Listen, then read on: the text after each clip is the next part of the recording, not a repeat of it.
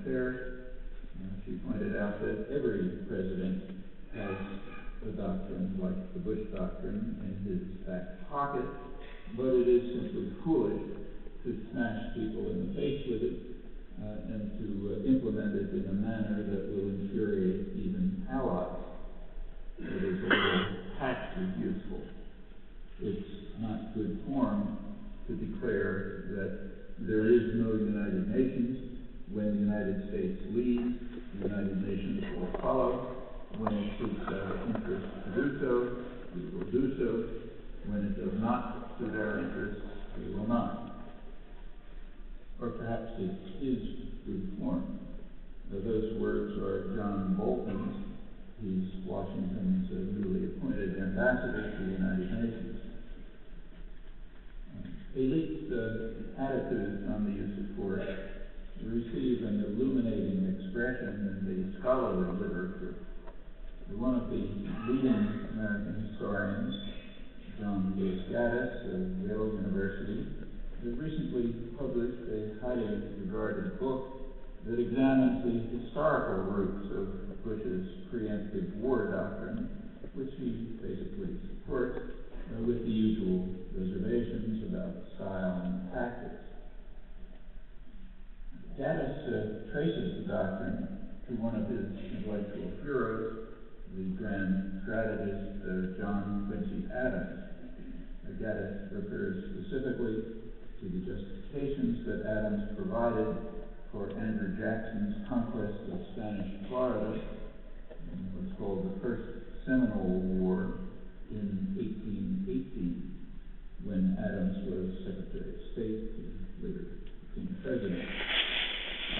The war was justified in self-defense, Adams argued, and Gaddis agreed.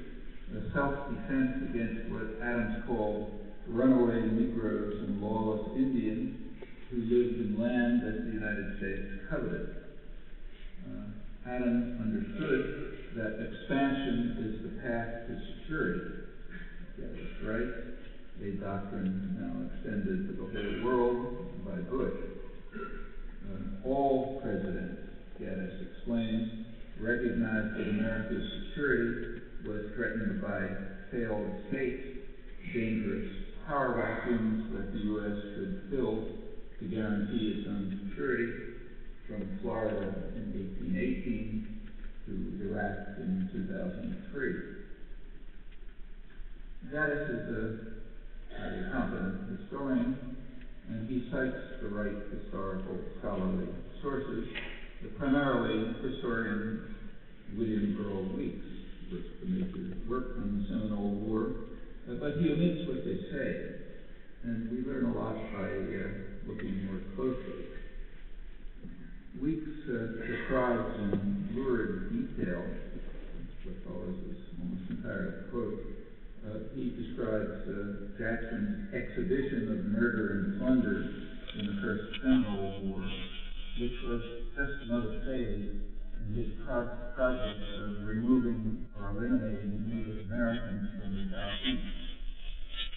Florida was a problem because it had not yet been incorporated into the expanding American empire, in the terminology of the founding fathers, and because it was a haven for Indians and escaped slaves.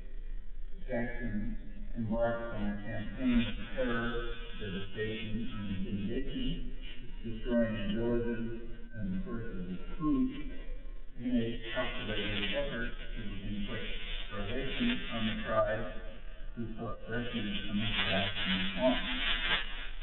And so it continued, leading to a famous paper in which Adams endorsed Jackson's unprovoked aggression to establish in Florida the dominion of this republic upon the odious basis of violence and bloodshed. These are the words of the Spanish ambassador, but Weeks writes that they are a painfully precise description. Continuing, Weeks writes, Adams had consciously distorted, dissembled, and lied about the goals and conduct of American foreign policy to both Congress and the public, grossly violating his proclaimed moral principles, implicitly defending Indian removal, slavery, and the use of military force without congressional approval.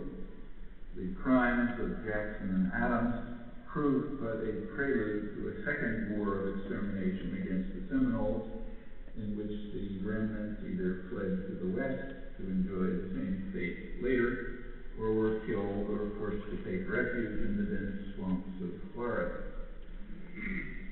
Weeks add that Adams also established the presidential rhetoric of empire, designed to marshal public as well as congressional support for its policies. This, he says, is a durable and essential aspect of American diplomacy, inherited and elaborated by successive generations of American statesmen, but fundamentally unchanged over time.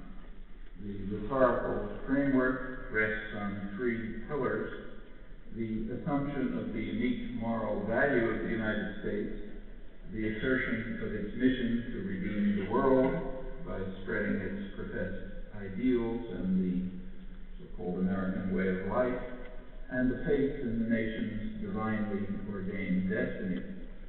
The theological framework reduces policy issues to a choice between good and evil, thus undercutting reasoned debate and sending off the dread threat of democracy. The critics can be dismissed as anti-American, an interesting concept borrowed from the lexicon of totalitarianism. Filling in these and many other instructive omissions, the picture provided by Gaddis's scholarly sources lends considerable support to his judgment about the precedents for the Bush Doctrine and its implementation, from Adams through so-called Wilsonian idealism and on to the present. As for the expansion of the precedents to the entire world, others may judge for themselves, and they have.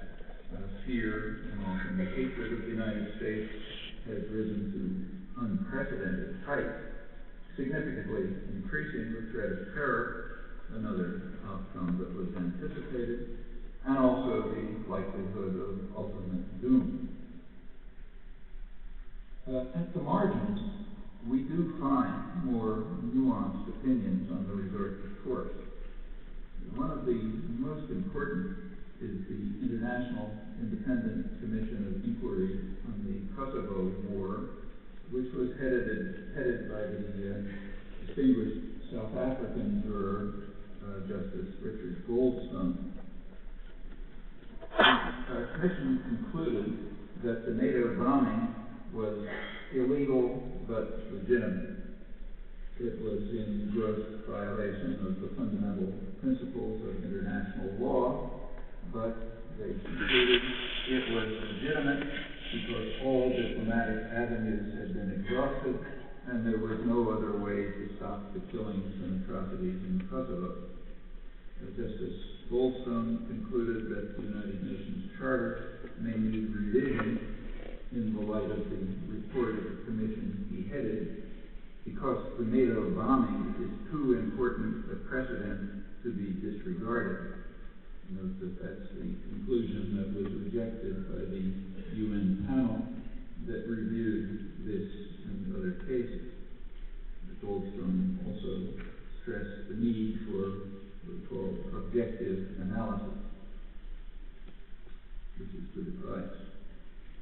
One question that objective analysis might address is whether indeed all diplomatic options have been exhausted in Kosovo. When NATO decided to bomb, there were two diplomatic options on the table, a NATO proposal and a Serbian proposal. After 78 days of bombing, a compromise was reached between them, although NATO instantly violated it. Fanatics on both sides know whether diplomatic options were available. Those of us who are restricted to evidence can only conclude that there may well have been diplomatic options. second question is whether there was no other way to stop the killings and atrocities in Kosovo, as the Independent Commission asserts, clearly a crucial matter. Here, objective analysis happens to be unusually easy. There is a vast documentary record from impeccable Western sources, the U.S.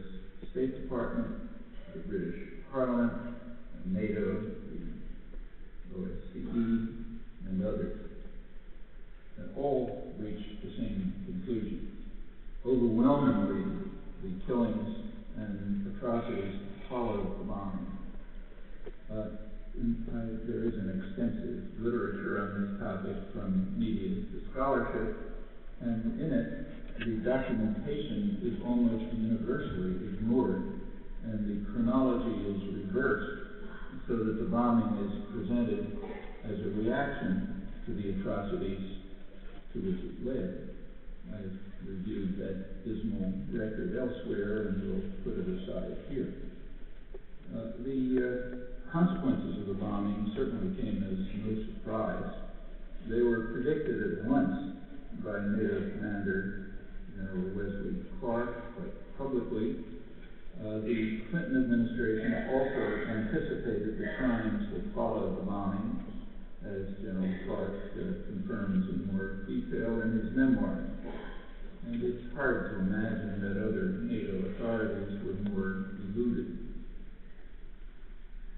Kosovo was an ugly place before the NATO bombing, though regrettably not by international standards. According to the major Western sources, about 2,000 people were killed in the year prior to the invasion, and many of them killed by Albanian KLA guerrillas attacking Serbs from Albania in an effort, as they announced, to elicit a harsh Serbian response that could rally Western opinion to their cause. The British government makes the astonishing claim that until January 1999, most of the killings were the responsibility